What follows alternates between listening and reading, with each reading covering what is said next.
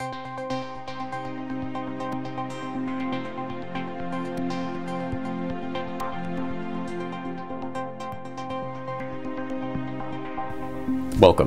This is James Corbett of the Corbett Report with your EyeOpener Report for BoilingFrogsPost.com.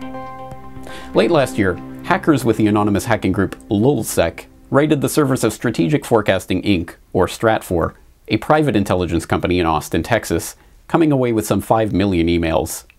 Last month, WikiLeaks began publishing the emails as the Global Intelligence Files to much fanfare. Significant revelations have already emerged from the material. One email from a Mexican military analyst alleged that Russia and Israel have swapped data link codes for their military hardware, allowing Russia to hack into Israeli-supplied Georgian drones, and Israel to disable Russian-supplied Iranian missiles. Another claims that Osama bin Laden's body was not buried at sea as claimed by official U.S. military sources, a claim Stratfor CEO George Friedman said he personally doubted, but flown to the Armed Forces Institute of Pathology in Bethesda and eventually cremated. Yet another email, this one from a Turkish security analyst, claims to confirm recent rumors that Turkish Prime Minister Recep Erdogan has terminal cancer and has been given just 2 years to live by doctors. All of these claims, and the many, many more like them that continue to emerge on a daily basis from this email archive, are just that, claims. Stratfor itself had its own system for assessing the trustworthiness of its sources, grading them on a letter scale with A being the most reliable. At best, many of these emails amount to nothing more than informed speculation, and at worst, they're nothing more than gossip, rumors, and outright lies that have been cynically peddled to a company that makes its living dealing in salacious information. Regardless of the truth of this or that particular claim, perhaps the most significant thing to emerge from the emails is the fact that companies like Stratfor exist at all. That private companies are in possession of vast intelligence networks and vast sums of data on private individuals is a trend that few are comfortable with, but few are aware of until situations like the Stratfor leak bring it back to the public's attention. Last week I had the chance to discuss this issue with Russell Tice, a 20-year veteran intelligence analyst who worked for the DIA and the NSA, and is best known for blowing the whistle on the Bush-era illegal NSA wiretapping program, about the concept of privatized intelligence, and what concerns him about the Stratfor leak. Well, I mean, I worked with and for companies that were doing government contracts, contract work, but they certainly weren't for private industry. This would be, NSA needs this, and they recruit, one of the big military DoD contractors to help them with, particularly the technology, and this was very prevalent, especially with the NRO, the National Reconnaissance Office, where a lot of the expertise is provided by experts, technical experts in the private industry. Of course, very secret. These contractors have top secret and higher clearances. But I really didn't get a lot of or see a lot of information flowing to private corporations that needed to know. In the one case, Coca-Cola wanted information supposedly in that one report. I really didn't see a whole lot of that kind of information flow to companies like that. Although I can see where, like I said, some companies have need of information just to keep their assets safe. Well, as you intimated earlier, it's disturbing, I think, is the most obvious adjective that comes to mind, to think about some of the what some of the emails have revealed about the way that this company was cultivating sources and the type of sources they were cultivating. Is there anything that sticks out to you from what you've seen so far about the specific emails that you've seen, or anything that has come out so far from the Stratfor leaks that particularly grabs your attention? Well, the fact that supposedly, if these things are for real, that they're co-opting intelligence officers in the government actively that are giving this information to Stratfor, and that they're using this information to leverage certain things or certain people, I find that very disturbing. Everyone says, "Oh yeah, I'm a whistleblower, and I was a source of information." I was a source of information, and for something that was highly illegal the government was doing. the government has a legitimate reason to do intelligence work that's viable for our national security.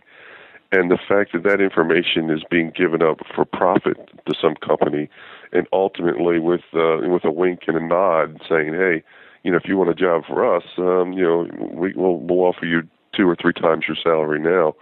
I find that, in the word, yes, disturbing. The entire idea of outsourcing intelligence work to private companies is disturbing for the exact same reasons that the outsourcing of military work to contractors like Blackwater is disturbing. It fosters an unhealthy relationship between intelligence agencies and the private sector. It defers the question of culpability for misconduct and can be used to shield the government from being held accountable for crimes committed on its behalf. And it creates a revolving door that allows the private companies enormous leeway in bending and breaking laws by offering incentives to the agencies that are supposedly keeping an eye on them. As the homepage of the Global Intelligence Files notes, the release shines a light on the murky world of the intelligence industrial complex. Stratfor's sources include embassy staff, government employees, and journalists paid via Swiss bank accounts and prepaid credit cards to provide the company with information that it could sell to its clients. Some of the more bizarre targets of this network included the Yes Men, a group of pranksters who have targeted Dow Chemical for the Bhopal gas disaster of 1984, which killed thousands and injured 500,000 people. Stratfor also spied on PETA for Coca-Cola, which was apparently concerned that the group's protest of the Vancouver Olympics might reflect poorly on Coke's sponsorship of the Games. More worryingly, the emails reveal that in 2009, Stratfor CEO George Friedman consulted with Goldman Sachs Managing Director Shay Morenz on StratCap, a scheme for using the insider intelligence gained from Stratfor's sources for making money from investments. In an August 2011 email, Friedman explained, "What StratCap will do is use our Stratfor's intelligence and analysis to trade in a range of geopolitical instruments, particularly government bonds, currencies, and the like." In 2011, Morenz invested $4 million in the company and joined Stratfor's board. StratCap is set to launch later this year. Nor is Stratfor the only such company that uses such questionable and possibly illegal tactics in the world of spies for hire. Last year, hackers compromised the servers of HB Gary Federal, a Stratfor-like company, revealing that they had pitched ideas to companies like the Bank of America and the U.S. Chamber of Commerce to distribute fake documents about the company's critics in order to discredit them. But even more than all of that, the question of for-profit intelligence work takes on an altogether sinister tone in an increasingly electronic world where so much data about each and every person's private lives are being tracked, stored, and sold by private, unaccountable corporations. In 2010, a major scandal erupted when it was revealed that Google Street View cars were not only snapping pictures for the construction of Google's mapping service, but Wi-Fi data, including passwords and email messages. The revelations prompted investigations in dozens of countries, as well as fines in Swiss and French courts. In June of last year, a U.S. federal judge ruled that the company could be fined for wiretapping in the case. The company, whose corporate motto is "Don't be evil," was helmed from 2001 until 2011 by Eric Schmidt, a Bilderberg attendee who once advised users who were worried about privacy, "If you have something that you don't want anyone to know, maybe you shouldn't be doing it in the first place." He also suggested that in the future, people might have to change their names as they get older, so friends, employers, and coworkers won't be able to Google their past. Also in 2010, whistleblowing repository Cryptome.org published criminal compliance guides for Microsoft, Skype, Facebook, AOL, PayPal, and MySpace, detailing how each site responds to various government requests for information on their users. Microsoft was so angry about the posting of their document, which included detailed guides for government workers about what type of information was logged for each account and how to read the logs themselves, that they got Cryptome's ISP to take the site down due to a copyright claim. After a counterclaim by the site's owner, Cryptome and the Microsoft document were restored. In December 2011, Privacy International released the results of a year-long sting operation targeting the international surveillance industry. Posing as potential customers, the group managed to acquire hundreds of documents detailing all manner of electronic surveillance equipment that could be used to track an iPhone, Android, or BlackBerry user's location, steal email contacts, and even change messages. In January of this year, it was revealed that a company called Vigilant Video has been compiling a database of license plate scans using license plate reading technology. The database has so far logged hundreds of millions of data points, each showing the date, time, and location of a given vehicle. The database, called the National Vehicle Location Service, is available for free use by law enforcement. All of this information paints a bleak picture of an intelligence spy grid spinning out of control, but it's important to understand that the question of increasing surveillance over our personal lives is one that rests to a large extent in the hands of the public. We tacitly endorse the actions of Microsoft every time we purchase a computer running a Windows operating system. We give the okay to Apple every time we purchase an iPhone.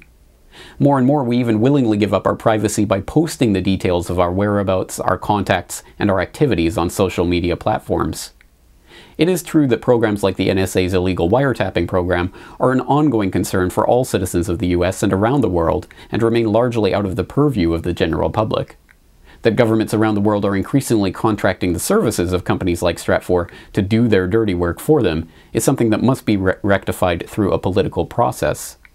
But when we fail to hold the corporations whose services we are using accountable for what they do with our data, that is a problem which begins and ends with an informed, active public taking the responsibility of protecting their own information back into their own hands.